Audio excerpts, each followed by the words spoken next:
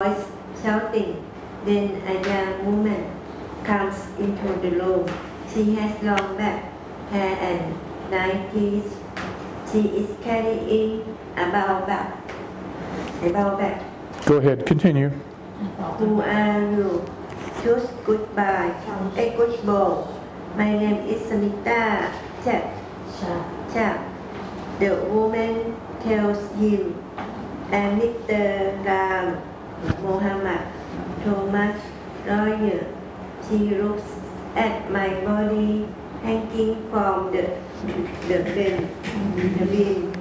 Then she quickly looks away. This is against the law. She says, stop it now. Okay, let's, now, Nat, would you start now? Woman is very surprised. So am I. I have never seen this woman before, and I cannot afford to pay for a rail. This rail says, well, you are this rail. Yeah, that's a hard word to say in your language because the sounds are not used very often in Thai, but a lawyer. Say lawyer. It's an L sound. Law. Lawyer. And you know what a lawyer is. Someone who advocates for you when you are in trouble or have legal difficulties. Okay? So then let's see, at the start of the, the top of page 12, your turn. Yes, she says, I want to see the papers for his arrest.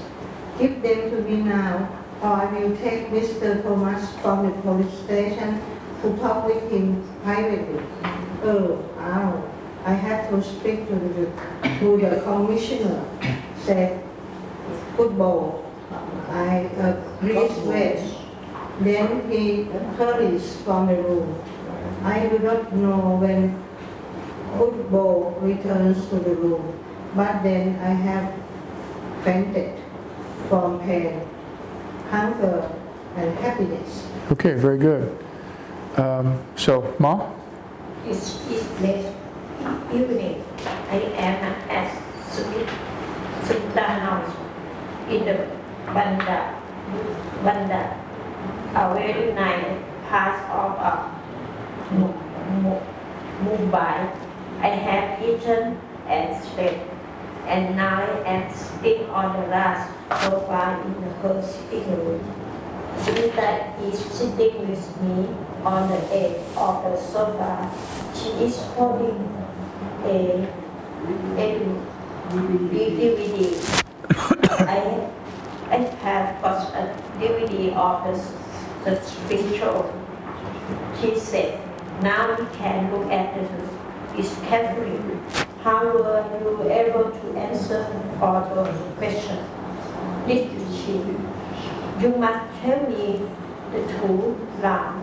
Okay, let's stop right there. Now, let's try to summarize what we've learned so far.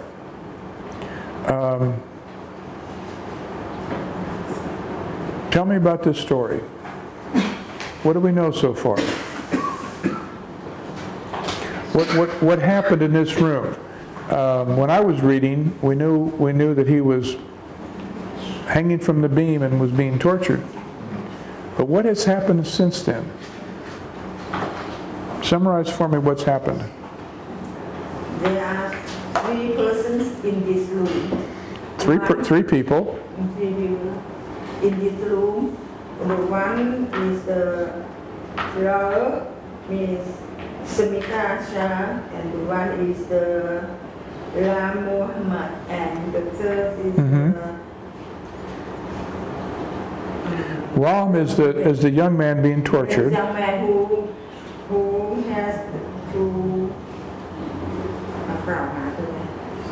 play to win the game, but someone said she is cheat this game. Tell me this: do you think that Ram was being held illegally? Legally. Was he being held? He's being held by an inspector. He's being tortured by an inspector. Was he being held, detained? Was he being detained by this inspector legally or illegally? What do you think? Illegally? How do? Why would we suspect? Where here in the text gives us the reason to suspect that he's being held illegally?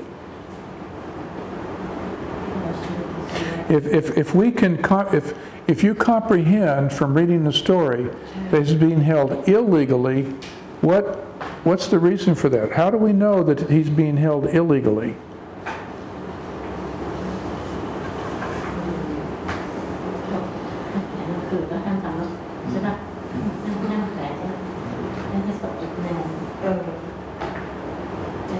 When the lawyer says, show me the arrest papers, what does the inspector do? He sort of stutters around and says, let me talk to the commissioner. It's sort of like he's saying, well, I really don't have those papers. So the man, we can comprehend, even though we're not told directly, we can still infer. Do you know what I mean by infer? Infer is when you're able to guess the meaning, even though it wasn't said directly. If we were told directly, well, if the inspector had said, well, I'm holding him illegally, and I'll have to release him now because you're the lawyer, and you'll, see, that would mean that we are being told directly that he was held illegally. But we have inferred that he's held illegally because when she asked for the papers, he said, well, I'll have to talk to the police commissioner. That was almost an admission to him, to her, that he was not being held legally. So what we want to, what you do when you read is there's two levels of meaning here. There's the meaning that we get from reading that is direct. The words tell us directly what's going on. But then we infer meaning, which means that we are able to sort of tell what's going on even though we weren't actually told that directly. Do you know what I mean? Infer.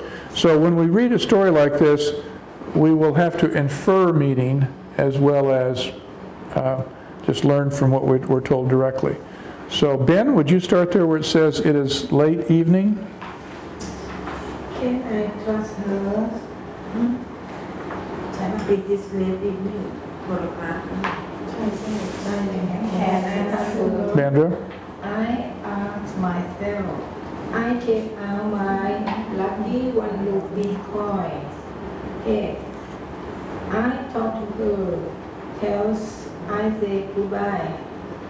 I throw the coin into the air, so it comes down on his. I was lucky, I say to Sunita. Lucky, she replies, you suggest the coin answers. No, I didn't guess them. I say, I know them. So, why were you lucky? She asked. I was lucky because he asked me those questions. I say, Samita is silent for a moment. Then she says, begin with question 1 and promise to tell me the truth. I promise, I say, Samita take the shiny DVD from his cover and put it into the DVD player. Okay, so he doesn't really know whether to trust her or not. Because, well, after all, he's been tortured, I mean, he doesn't have a reason to trust very many people. And he was cheated by the TV producers, so, you know, he's suspicious. You know what I mean by suspicious? You know what I mean by suspicious?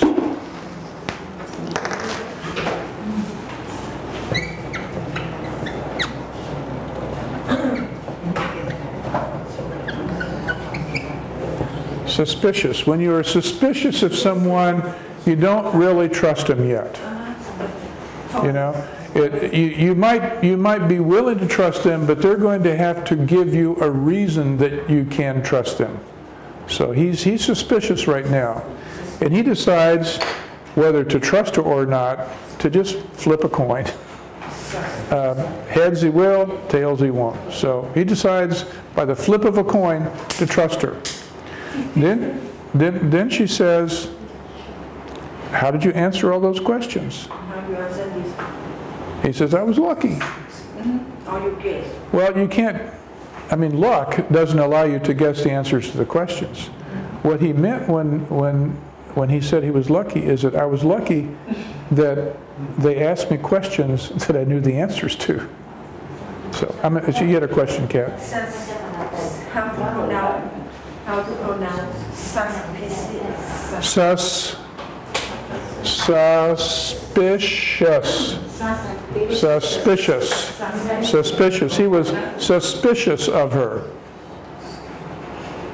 Suspicious of her. Well, we read one chapter, and so we will continue this on Wednesday, right? Okay, we'll continue this on Wednesday, and